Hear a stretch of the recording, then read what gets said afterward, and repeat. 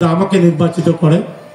আর বাংলাদেশের যে অবস্থা আপনার খবর নেবেন, আল্লাহ তাআলার অশেষ রহমতে ইনশাআল্লাহ আগামীতে বাংলাদেশের মানুষের ভোটে বিএনপি ইনশাআল্লাহ রাষ্ট্রীয় ক্ষমতায় যাবে।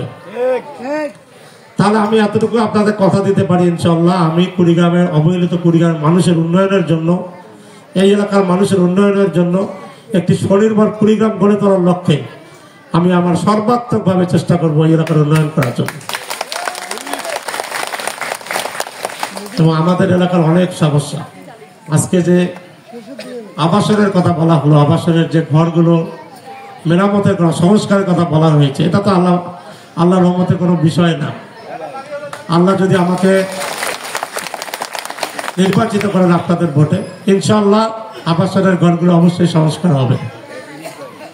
যে ব্রিজের কথা বলা হয়েছে, অবশ্যই ইনশাআল্লাহ ব্রিজটা ইনশাআল্লাহ হয়ে যাবে। আপনারা শুধু আমার উপর আস্থা রাখুন, আমরা এটা ইনশাআল্লাহ করব। শুধু এটি নয়, ফুলবাড়ি উপজেলা নিয়ে আমার অনেক পরিকল্পনা রয়েছে। ফুলবাড়ি নয়, আমার রাজারহাট, কুড়িগ্রাম সদর এবং ফুলবাড়ি।